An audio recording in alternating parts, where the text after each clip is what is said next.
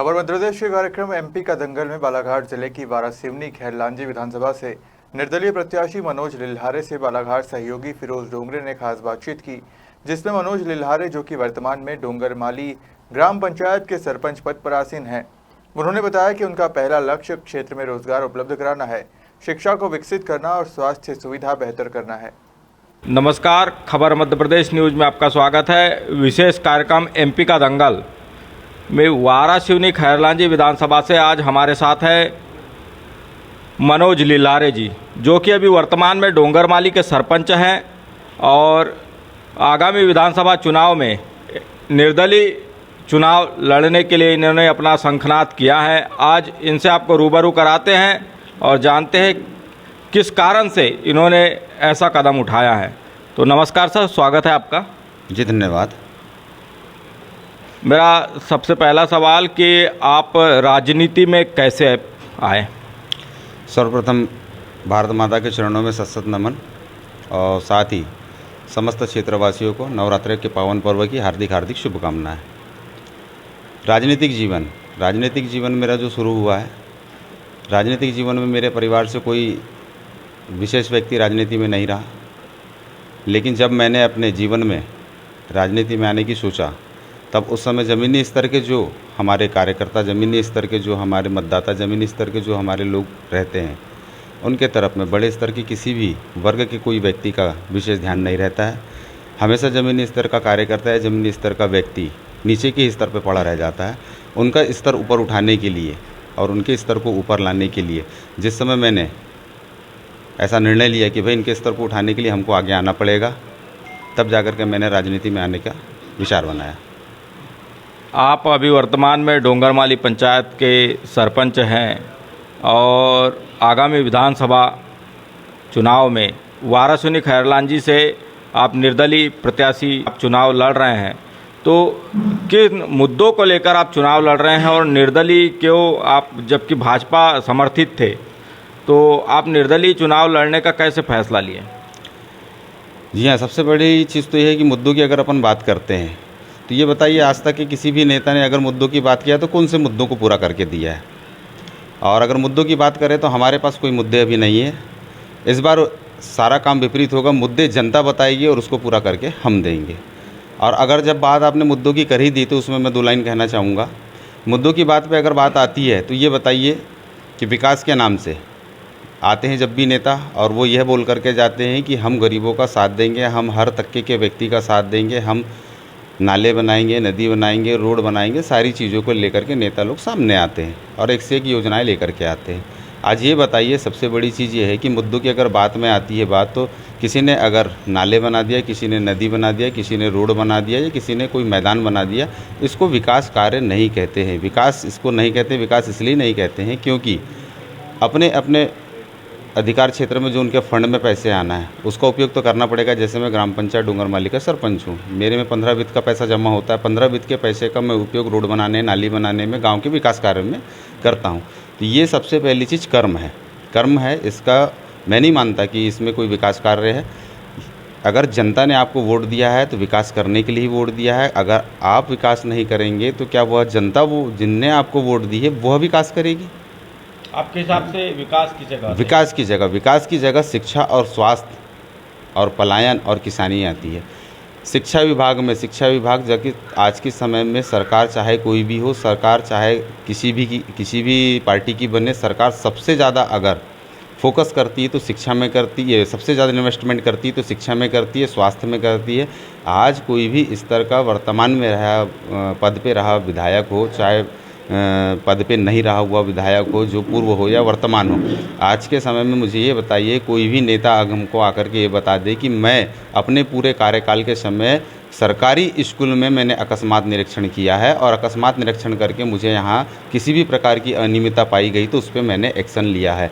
ऐसा कोई भी विधायक और कोई भी सांसद नहीं बताने के लिए। जो बच्चे जा रहे हैं वो गरीब तबके के लोग सरकारी स्कूल में पढ़ने जा रहे हैं और उनको पढ़ाने के लिए जो आ रहे हैं वो पोस्ट ग्रेजुएट लोग आ रहे हैं जिनने D.Ed B.Ed कंप्लीट किया है। आज ये बताइए, D.Ed B.Ed करा हुआ शिक्षक वहाँ पे पढ़ा रहा है, पदस्थ है, वो चाहे तो सरकारी स्कूल से वैज्ञानिक पैदा कर सकता है, पर वहाँ से क्यों नहीं होते वैज्ञानिक पैदा? हम ये अब बात बच जाती है स्वास्थ्य पे। तो स्वास्थ्य को लेकर के ये बताइए, आज स्वास्थ्य विभाग में जैसे हमारे डोंगरमाली पंचायत में एक स्वास्थ्य विभाग है, वहाँ पे बड़ा हॉस्पिटल है, वहाँ अब नेता आते हैं बोल करके जाते हैं कि हम हर वर्ग के गरीब आदमी के साथ में खड़े हैं। अब डोंगरमाली जैसे हॉस्पिटल में किस वर्ग का आदमी अपना डिलीवरी कराने आता होगा बताइए? डोंगरमाली एक बहुत छोटा हॉस्पिटल है जहाँ पे सही में जिसके जेब में 50 पैसे नहीं होते, 1 रुपये नहीं होते, वो व्यक्ति वहाँ डिलीवरी करवाने आता है। और जब डिलीवरी करवाने आता है और उनसे मांग की जाती है घूसखोरी की, 5-5 हज़ार रुपये लेके, आपने देखा होगा इसके पहले एक प्रकरण सामने आया था जिसमें बहुत वाद विवाद चला था। उस समय में ये बताइए कि हमने रंगे हाथों पकड़ा था। रंगे हाथों पकड़ने के बाद हमने जब ये वाली चीज़ें सत्ता, सरकार, प्रशासन सभी को सूचित करवाया, बहुत बड़ा हमने यहाँ पे आंदोलन भी किया, पूरा डोंगरमाली बंद रहा। उस समय से लेकर के आज तक के जो 40 से 45 महिलाओं ने अपना एफिडेविट बना करके दिया था, उस एफिडेविट पे अभी तक कोई जांच नहीं हुई है। क्यों नहीं आया कोई नेता? बड़े स्तर के जितने नेता आज यहाँ रह रहे हैं, नीचे से लेकर के पूरे ऊपर तक, ब्लॉक से लेकर के ज़िले तक, किसी नेता का आज तक फ़ोन नहीं आया और किसी नेता का प्रेशर नहीं आया कलेक्टर साहब के यहाँ। आज वो आवेदन कचरे के डब्बे में पड़े हुए हैं। 50-50 रुपये के स्टाम्प में हर महिला ने अपना अपना एफिडेविट बना के दी थी कि हमारे साथ में यहाँ इतने रुपए की घूसखोरी ली गई है। लेकिन उस पर फोकस क्यों नहीं किया गया? क्यों नहीं आए नेता? नेता कहते हैं कि हम गरीबों का साथ देने आए, तो गरीबों का साथ सिर्फ वोट तक के है, और वोट के बाद जब गरीब प्रताड़ित है तो गरीब के साथ आपको खड़े रहना पड़ेगा। गांव से लेकर के ज़िले तक के घूसखोरी का व्यापार चल रहा है।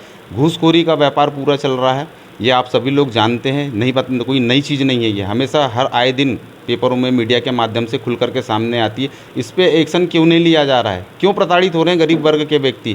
क्या ये पैसे देने के लिए ही पैदा हुए हैं? वोट देते समय जब इनके साथ में वादे किए जाते हैं तो उस वादों को आपको कुछ मिलजुल करके पूरा करना चाहिए। वर्तमान विधायक की कार्यप्रणाली पर किस प्रकार बात करेंगे आप?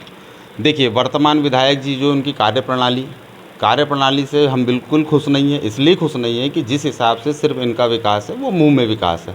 आज मैं एक चीज़ आपको बताना चाहूँगा। कुछ दिन पूर्व की बात है, वाराणसी में पत्रकार वार्ता हुई थी। उसमें सभी वर्ग के नेता बैठे हुए थे। कांग्रेस की भी बैठे थे, भाजपा की भी बैठे थे, निर्दलीय भी बैठे थे, आम आदमी पार्टी के भी बैठे हुए थे। सब पूरे वरिष्ठ नेता बैठे हुए थे और हमारे भी ग्रामीण अंचल के कुछ छोटे कद के भी नेता वहाँ पर बैठे हुए थे। मैंने उनकी डिबेट बहुत ध्यान से सुनी। ध्यान से सुनने के बाद जब वो पूरी ख़त्म हुई, जैसे स्टार्ट होने के बाद जब जिस समय लास्ट में ख़त्म होती, जब तक मैंने उसको 1 सेकंड के लिए भी इधर उधर ध्यान नहीं दिया और बंद नहीं किया। उस बीच में जितने भी नेता फंड आता होगा, नगर पालिका काम करती होगी, तो वहाँ जो विधायक बैठे हुए थे और जो वहाँ पे अन्य और कार्यकर्ता बैठे हुए थे, ये वाराणसी विकास का ढिंडोरा पीट रहे थे। तो नगर पालिका काम नहीं कर रही, इसका मतलब विधानसभा फंड से अगर पैसा आ रहा है, विधायक फंड से अगर पैसा आ रहा है, तो विधायक अगर काम कर रहा है तो नगर पालिका झूठ बोल रही है, वहाँ के नगर पालिका के कर्मचारी झूठ बोल रहे हैं। और अगर नगर पालिका काम करके दे रही है तो फिर वहाँ वर्तमान जो पदस्थ विधायक जी बैठे थे वो झूठ बोल रहे हैं। भाई काम तो कोई ना कोई फंड से हुआ होगा ना, तो फंड तो बताए कि अगर विधायक ने अगर पूरे काम करवा दिया तो नगर पालिका क्या कर रही है वहाँ? अगर नगर पालिका ने काम कराई है तो फिर विधायक जी क्या कर रहे हैं? तो और उसको छोड़ करके, वाराणसी को छोड़ करके ये बताइए ग्रामीण अंचल में आप एक ही हद ईंटे का विकास बताइए क्या किए आपने ग्रामीण अंचलों में जैसी परिस्थिति वैसी परिस्थिति पड़ी है। आज हम बेनी से लेकर के कहाँ तक जाते हैं, आपके वाराणसी तक जाते हैं, सिंगल रोड है भाई साहब। मैं जब से मैंने होश संभाला है तब से लेकर के आज तक के जितनी बड़ी रोड देख रहा हूँ उतनी ही बड़ी है। ये बताइए ट्रैफिक क्या वाराणसी शहर के अंदर बढ़ा है? और ग्रामीण अंचल के लोग आज भी बैलगाड़ी से वाराणसी जा रहे हैं क्या रोडों में हमारे रोडों में खतरे नहीं हो रहे हैं? अभी हमारे यहाँ पुल बन चुका है।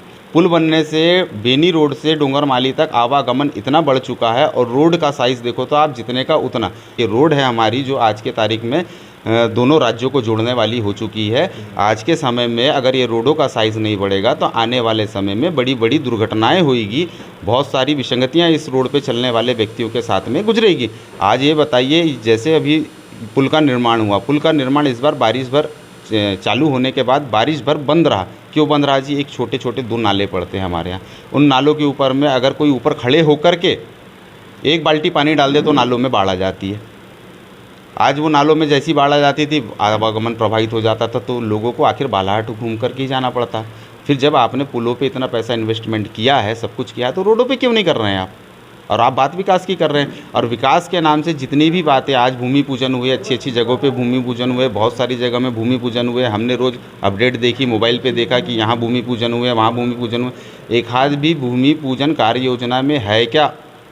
कि सिर्फ आपने हवे में पैसा काट दिए। भाई इस बात को आपको सोचना पड़ेगा कब तक के और जनता के आंख में धूल झोंकेंगे आप लोग, ये बताइए। और सबसे बड़ी तो बात ये आके खड़ी हो रही है कि आज हम 90% लोग ग्राम में रहते हैं और आप 10% लोग शहर में बैठ करके 90% लोगों का भविष्य लिखने की बात करते हैं। अगर ग्रामीण अंचल से कोई व्यक्ति निकल करके अगर सामने आया है तो क्यों आप साथ देने की बात नहीं करते हैं? उसकी पीठ थपा करके आपने ऊपर लाने की कोशिश करना चाहिए, तो उसकी टांग पकड़ के खींचने की आप कोशिश करते हैं। आज ये बताइए कि हम ग्रामीण अंचल के व्यक्तियों को किसी प्रकार का कोई अधिकार नहीं है? क्या हम चुनाव नहीं लड़ सकते? क्या हम सामने नहीं आ सकते?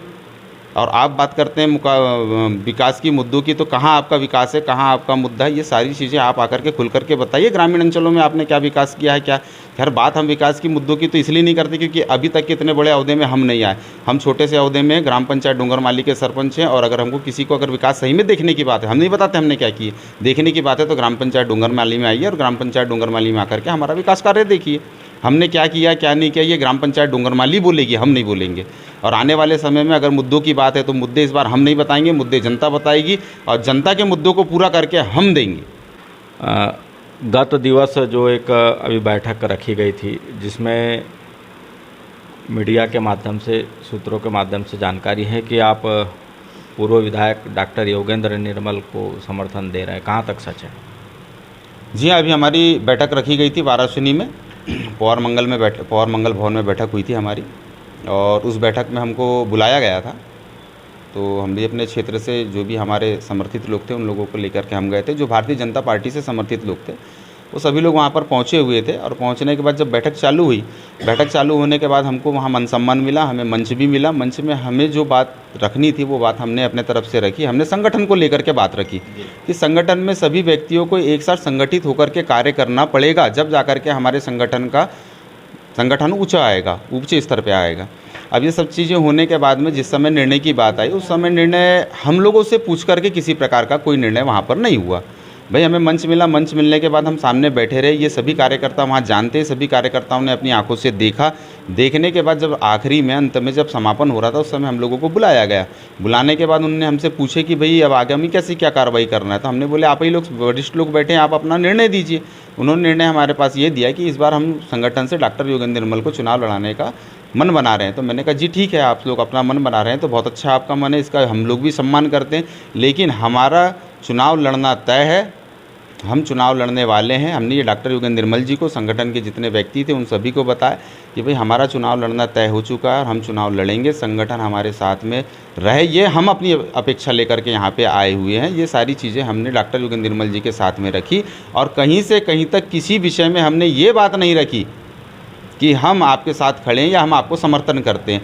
ये पेपर में किसने दिया, क्यों दिया और क्यों ऐसा झूठा आरोप हमारे पे लगाया गया, और हमारे शब्दों को हेरफेर करके शब्द हमारे देख लीजिए, वीडियो पूरे आए हैं। वीडियो में हमने कहीं से कहीं तक के अपने भाषण में किसी को समर्थन करने की बात नहीं कही है। हमने सिर्फ बात ये कही है कि पूरे संगठन को मिलकर के एक साथ एकजुट होकर के रावण का वध करना है, ये बात हमने बोली है। हमको वहाँ बुलाया गया, हम वहाँ गए थे, हमने अपनी बातों को पूर्ण रूप से रखा है, और चुनाव की हमारी आगामी फुल तैयारी हो चुकी है। हम पूर्ण रूप से चुनाव मैदान में खड़े हैं, और हमारा कोई भी कार्यकर्ता किसी भी तरीके से कहीं तक ये सोच ना रखे कि हम कहीं से कहीं तक किसी भी पार्टी संगठन को या किसी व्यक्ति विशेष को कहीं से कहीं तक समर्थन करेंगे। हम समर्थन करने वाले नहीं हैं। हम पूर्ण जोर के साथ चुनाव लड़ेंगे, अब चाहे हमारी जान क्यों ना चली जाए, लेकिन हम चुनाव मैदान से नहीं हटेंगे, ये हमारा शब्द है। जी हाँ, हम निर्दलीय रूप से चुनाव लड़ेंगे। हमें अभी तक के सभी पार्टियों की टिकटें क्लियर हो चुकी है, और हमने कभी किसी पार्टी से अपेक्षा भी नहीं करी कि हमें कोई टिकट दें।